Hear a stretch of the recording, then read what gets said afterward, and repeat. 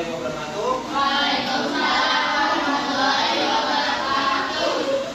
Sebelum kita ke lapangan, kakak mau menjelaskan dulu 10 menitan lah ya sebelum ke lapangan. Ya.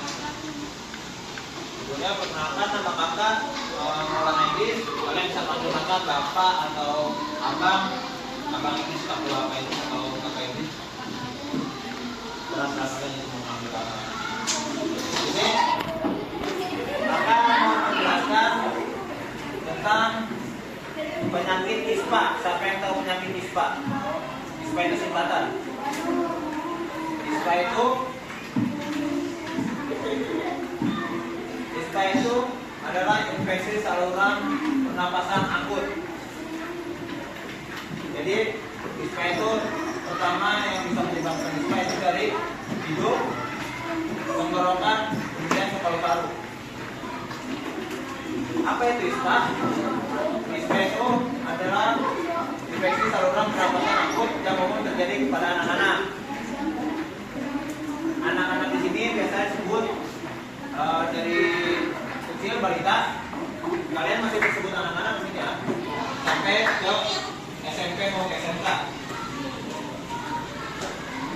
Infeksi ini disebabkan oleh virus atau bakteri mempengaruhi bagian tubuh seperti hidung dan tenggorokan. Ini bagian-bagian yang berpotensi menyebabkan penyakit ISPA. Yang pertama ada hidung. Hidung berfungsi untuk menyaring dan membantu kita bernafas dengan baik. Yang kedua tenggorokan. Tenggorokan penting untuk suara dan menghubungi hidung ke paru-paru. Jadi kalau tenggorokannya udah mulai ada rasa serak-serak atau gatal-gatal, terus ada potensi ke penyakit ISPA. Terus paru-paru bertanggung jawab untuk pengeluaran oksigen dan karbon dioksida dalam tubuh. Lalu fungsi paru-paru itu di saat kita menghirup nafas, itu apa yang kita hirup? Oksigen. Kita menghirup oksigen, lalu mengeluarkannya sebagai karbon dioksida atau CO2. ISPA itu disebabkan oleh 2 virus dan bakteri. Ini ada 3 virus yang bisa menyebabkan potensi penyakit ISPA. Yang pertama ada rhinovirus, influenza, parainfluenza. Ini untuk virus ya. Untuk virus, penyakit yang disebabkan oleh virus hanya bisa disembuhkan oleh vaksin. Contohnya apa yang beberapa tahun ke depan, beberapa tahun ke belakang? Apa yang bisa disembuhkan oleh vaksin? Penyakit corona. Nah, kenapa di corona kita ada vaksinasi kayak vaksin Astra ya kan? Itu penyakit virus yang disebabkan oleh virus. Untuk bakteri biasanya disembuhkan oleh antibiotik. Untuk bakteri ini yang biasa yang terjadi kepada diri kita sendiri sehari-hari. Jadi ISPA kebanyakan penyebabnya adalah dari bakteri, jarang disebabkan oleh virus. Untuk penyebaran ISPA itu ada 3. Yang pertama melalui tetesan.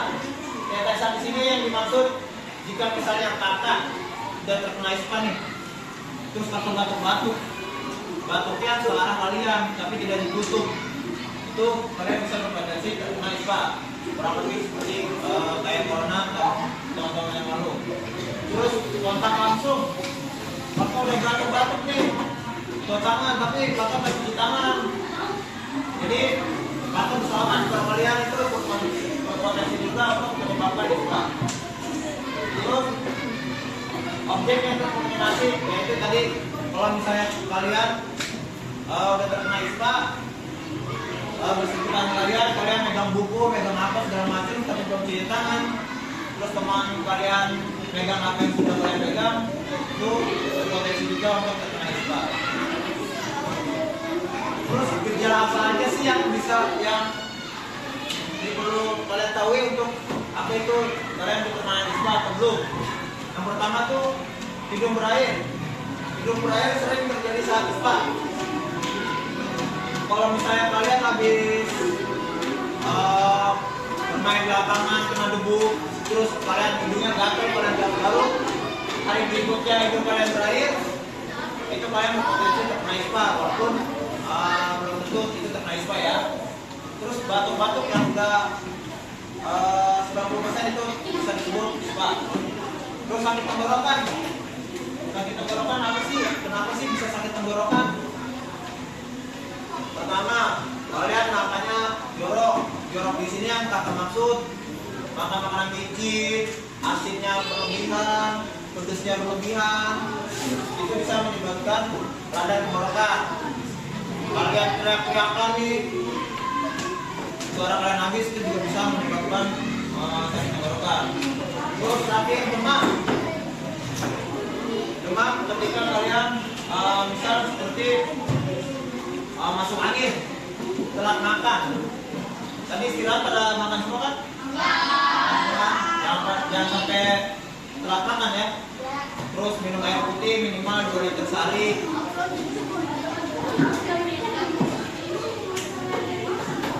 Terus faktor resiko ispa. Yang pertama ada lingkungan yang ramai. Lingkungan yang ramai menyebabkan ispa yang lebih cepat di antara anak-anak.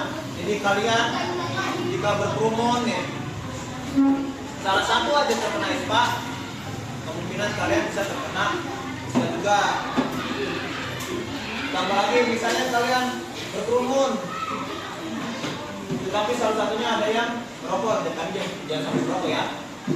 Jadi ada yang merokok nih, asap rokok. Yang kedua, jadi kalau misalnya di rumah orang tua kalian atau bapak kalian sedang merokok di rumah, coba diberitahu, Pak, rokoknya bular aja jangan digaruk.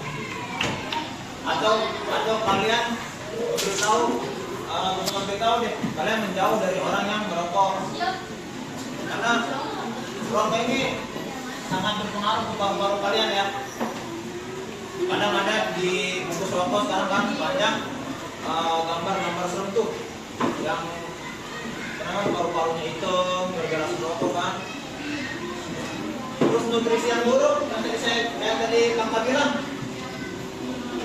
makanannya joroknya tuh pedes, terus makanan udah jatuh dipungut lagi, alasannya belum 5 menit. Udah jatuh nih sayang, terakhir udah paling enak ini mah. Ambil lagi, jangan ya, jangan. Makan bisa kita ambil lagi, tapi kesehatan kan nomor 1.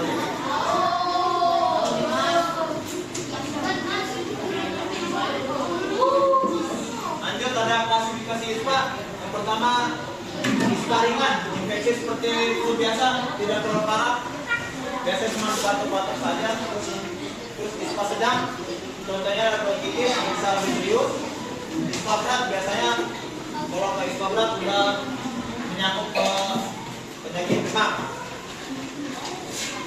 Terus yang terpenting segera hubungi dokter jika sudah mulai ada tanda-tanda batuk berdarah atau segala macam ya. Kalau udah demam lebih baik langsung ke dokter, jangan pakai obat luar lagi kayak paracetamol atau pakai antihistamin biasanya. Kalau udah demam lebih baik di check up ke dokter atau pembina.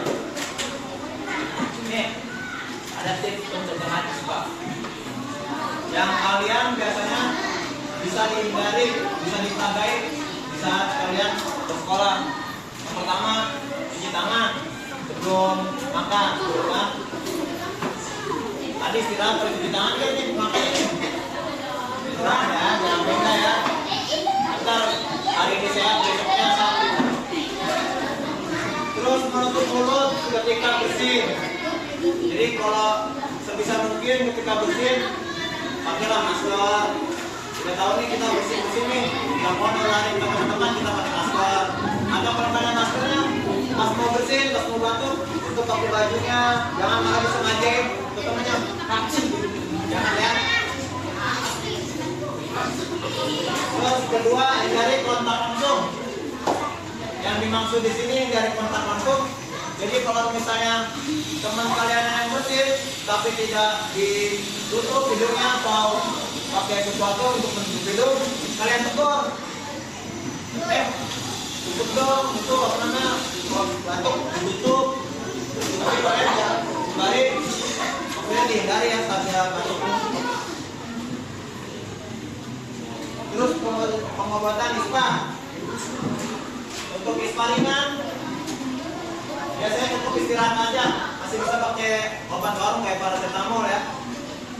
Kalau misal batuk-batuk, cukup istirahat, minum air hangat dan obat simptomatik kayak paracetamol dan minoxidil. Jadi fungsi paracetamol ini untuk meredakan sakit kalian. Terus yang kedua, ISPA berat. ISPA berat yang tadi Kakak bilang, yaitu udah demam atau batuk tidak. Kalau ada rehaknya itu ada merah-merah kayak darahnya gitu. Jadi itu udah masuk ISPA berat ya.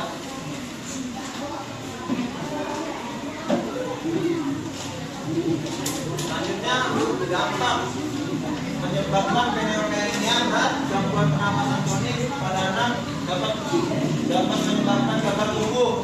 Jadi kalau kalian keseringan sakit juga berpengaruh pada fase pertumbuhan kalian yang seharusnya kalian sudah mulai bisa berjalan, kalian malah tiduran sakit untuk recovery tubuh kalian. Terus resiko kematian meningkat terutama pada balita dan lansia.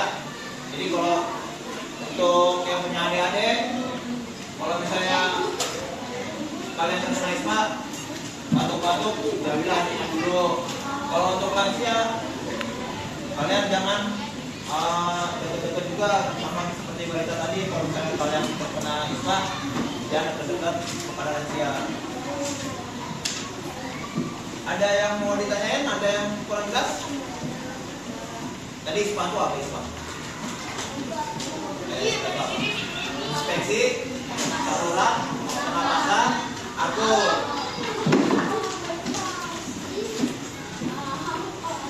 Ini udah pada ngerti semua ya? Nggak ada yang mau tanya lagi? Kalau begitu, sekian dari kakak. Assalamualaikum warahmatullahi wabarakatuh.